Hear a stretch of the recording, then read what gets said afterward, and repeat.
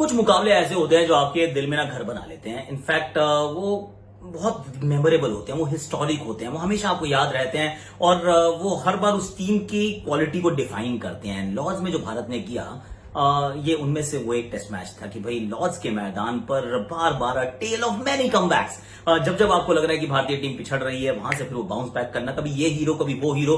I mean this is been that kind of a test match. तो आज जरा उनके पॉजिटिव्स की बात करते हैं। क्या क्या ऐसी चीजें थी या क्या क्या ऐसे खिलाड़ी थे, कौन कौन से ऐसे खिलाड़ी थे जिन्होंने इंडिया को इस मुकाबले में जीत तो दिलाई, पर गोइंग अहेड बाकी जो 3 टेस्ट मैचेस हैं they will count as huge positives. जरा मुझे बताइएगा। और संजय बांगर साहब ने बताया, बड़ा अच्छी बात है, हमारे वॉच अलॉन्ग उन्होंने बताई थी। I want to share it with you again, how to build trust. ये जो बैटिंग कोच होते हैं, बॉलिंग कोच होते हैं, कैसे ये ट्रस्ट बिल्ड करते हैं, कैसे बांगर ने कोहली के साथ वो बॉन्डिंग बनाई, कैसे ट्रस्ट बिल्ड किया कोहली का कि he started listening to Sanjay Bangar. Now this is a beautiful insight, please do watch. और आखिरी मेरा सवाल, मतलब ट्रिविया जो रहता है, सवाल होता है ना कि वो जब हम भारत आखिरी बार मुकाबला जीते थे लॉर्ड्स के मैदान पे, तो मैन ऑफ द मैच कौन था? I mean you know him right, Indian था, करेक्ट? कौन था बताओ? हैशटैग आकाशवाणी। और आकाशवाणी पे हम थोड़ी सी और करेंगे इस टूर की कहानी। टूर की कहानी यह है कि देखिए, एक वो कहते हैं together each achieve more, TEAM, this is team का मतलब। और इस मैच से ज्यादा ना इसी बात को ना मतलब एपिटमाइज हुआ ही नहीं कि हाँ भाई इसे कहते हैं कि टुगेदर ईच अचीव मोर, क्योंकि सब लोगों ने अपना अपना सही जगह पे योगदान दिया, और कहीं छोटा कहीं बड़ा, लेकिन सबने दिया। और सब लोगों की जो एक कॉमन थ्रेड था वो ये था कि भाई हम हार नहीं मानने वाले।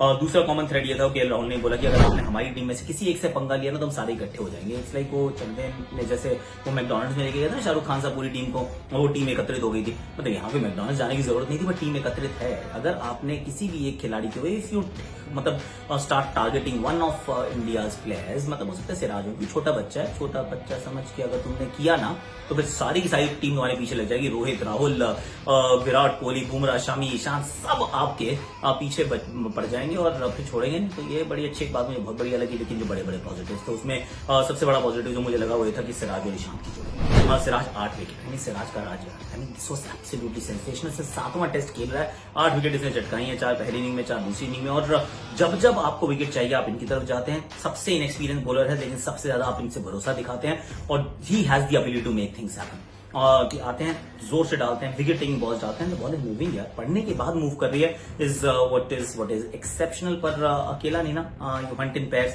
ईशान शर्मा यार पहला मैच खेल रहे थे इस दौरे का, पिछले मैच में उपलब्ध नहीं थे, पर उन्होंने बता दिया कि भाई साहब एक्सपीरियंस ना it counts for a precious lot. और जिस लेंथ पे बॉल डाल रहे हैं, जितनी बॉलें खिला रहे हैं और जिस तरीके से विकेट्स का ना वो विकेट्स चटका रहे हैं, क्योंकि अब ये पता चल गया स्कॉटेड के अंदर कि शार्दुल बाहर बैठे हैं अभी, और आप कभी ना कभी तो चाहेंगे कि आप उनको खिलाएं फर्स्ट। कभी आप ये भी चाह सकते हैं कि भाई मैं 3 फास्ट बॉलर ठीक खिलाऊं और 2 स्पिनर खिला दूं, अगर पिच डिमांड करती है तो। Every bowler is doing enough कि आप उनको ड्रॉप नहीं कर सकते, and that is a huge plus.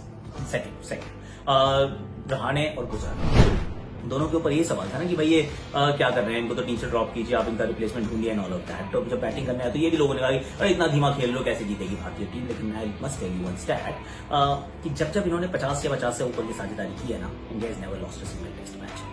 You heard it right. India has never lost a test match when these two have put together 50 plus or more. और ये जो पारी थी जहां पर दोनों इकट्ठे हुए, जहां पे बहुत दबाव था, second innings of a test match where your own career is hanging by a thin thread. ये दोनों आते हैं, पूरे सेशन में 49 बनाते हैं, थोड़ा सा और आगे जाते हैं, एक अर्धशतक बनाता है, एक अर्धशतक से चूक जाता है क्योंकि बॉल ऐसी अनप्लेबल थी।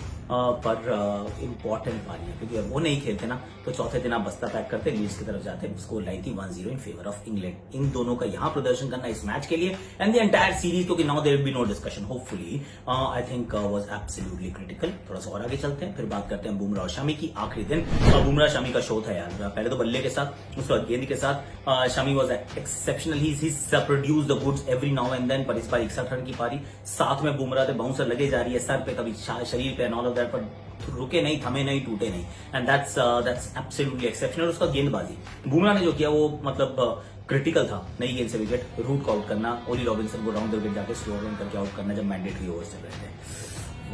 ही is a national asset and so is Mohammed Shami. तो एक बार फिर हंटिंग इन पेयर्स बॉस, चाहे बॉल हो हाथ में या फिर हो बल्ला, बल्ले बल्ले last is my point. Rohit और राहुल की ओपनिंग साझेदारी, क्योंकि आप अगर इंडिया से जाते हैं बाहर, England, Australia, south Africa, New Zealand, एक चीज आपको क्रिटिकल है कि अगर आपकी ओपनिंग साझेदारी अच्छी हुई ना, आधा काम ठीक हो जाता है। और ये तो बार बार कर रहे हैं यार। इस बार जो किया ना, it is absolutely 24 carat gold, क्योंकि पहले दिन आप टॉस हार गए, फील्डिंग की है सामने वाली टीम ने, और रोहित और राहुल मिलते हैं और उसके बाद जुड़ा ही नहीं होते यार। पहले एक अग्रेसिव हो जाता है, फिर जब वो आउट होता है तो दूसरा अग्रेसिव हो जाता है। रोहित की क्लास की तो खैर टॉप क्लास है ही, पर राहुल की जो रेंज थी मन में, मतलब मन को मोह लेने वाली थी। इतनी अच्छी batting and we saw complete range of his batting repertoire. और रोहित तो खैर बात ही अलग है। इनका भी शतक मिसिंग है, वो आ जाएगा, वो आने वाला है, मुझे पक्का पता आएगा। So these were the 4 huge positives. अब इसके साथ देख लो रोहित की बात, क्या कहते हैं, कोहली ने भी रन बनाए थे, डीआरएस बहुत अच्छे लिए, पंत की keeping is absolutely top class, थोड़े थोड़े रन भी बनाए। And then you talk about Ravindra Jadeja, crucial run from him as well. This is the package, boss. This is the package. When you look at the entire team, मैंने सारे 11 नाम ले लिए हैं. When you think about it, there were so many positives. So I'm absolutely delighted. So should you be. Phenomenal test match will be remembered. मतलब golden अक्षरों में लिखा जाएगा। अब संजय बांगर सुन लेते हैं। मैंने आपको पहले कहा था कि कैसे ट्रस्ट विन करना जरूरी होता है और कितना मुश्किल होता है खिलाड़ी का। किसी भी कोच और प्लेयर का एक जो रिलेशन बनता है वो ट्रस्ट के ऊपर बहुत ज्यादा निर्भर करता है कि कौन बेहतर तरीके से, मतलब कितना कन्फाइड कर सकता है कोई खिलाड़ी अपने कोच में। तो मतलब क्योंकि मेरे लिए आसान नहीं था वो जो कोच है या वो जो ट्रस्ट है वो हासिल करना। मुझे भी काफी मेहनत करनी पड़ी, समय बिताना पड़ा, क्योंकि वो ट्रस्ट या तो आपको 2 वजह से आता है। एक तो वो रिस्पेक्ट 2 वजह से आता है। रिस्पेक्ट तब आता है कि अगर सचिन तेंदुलकर आज चले जाए और as a batting coach Indian team में, तो उनको वो रिस्पेक्ट गारंटीड है, क्योंकि उनके जो अचीवमेंट क्रिकेट फील्ड के ऊपर है उतने ज्यादा बड़े हैं। या फिर दूसरा ट्रस्ट अर्न करने का तरीका क्या होता है कि आप प्लेयर के हित के लिए उसको लगता है कि यार जितनी मेहनत मैं खुद कर रहा हूँ अपने गेम के लिए, उतनी ही मेहनत ये बंदा कर रहा है मुझे अपने स्किल को बढ़ाने में, मुझे अच्छे माइंडसेट में लेके जाने में। तब वो ट्रस्ट फैक्टर आता है। तो मुझे भी काफी समय लगा, 1.5 साल 2 साल लग गए, जब मुझे ऐसा प्रतीत हुआ कि हाँ अभी वो एक्सेप्टेंस आ गया है। और तो इस वक्त वो कैसे रिएक्ट कर रहे होंगे, तो आई गेस आसान नहीं होगा उनके लिए, क्योंकि जिस स्टेचर पे उन्होंने क्रिकेट खेली है, जिस लेवल पे उन्होंने अपना स्किल लेके गए थे 5 सालों में, वो सडनली वो नीचे आ रहा है। और वो किसी भी खिलाड़ी को या किसी भी इंसान को अच्छा नहीं लगता है। तो जरूर फ्रस्ट्रेशन आता है। और खासकर इंडिया का कैप्टन होना, अगर रिजल्ट आपके हक में नहीं जा रहे तो फिर आलोचनाएं होती है, फिर कहीं ना कहीं पीपल स्टार्ट टू क्वेश्चन, अरे तो कहीं मल्टीपल कैप्टन होनी चाहिए, फिर वो जहन में आता है। So mind can play big games. चलिए, है ना बात सुनने वाली, समझने वाली, पहचानने वाली। अब लास्ट मैच इंडिया की लास्ट बार जब भारत वहां जीता था उस लॉर्ड्स के मैदान पे, तो कौन थे मैन ऑफ द मैच? अपने दिल्ली वाला ईशांत शर्मा। भैया ईशांत शर्मा ने 7 for 74 ली थी, 7 for 74 in the second innings of that test match, last innings of that test match, second innings of England, और भारत को जीत दिलाई ईशांत शर्मा। फैंटास्टिक। आज के लिए इतना ही, कल फिर मिलेंगे। अभी के लिए आपको क्या करना, लाइक करना, शेयर करना है, इसको अपने प्रोफाइल पे पिन करना, कमेंट सेक्शन को भर देना है, और जाते जाते देखनी है अपनी शॉर्ट्स और सुननी है मेरी आकाशवाणी। Take care, bye.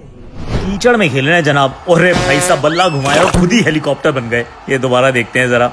ये घुमा, बैट बॉल में संपर्क नहीं, उफ उफ उफ, जोर से लगी होगी।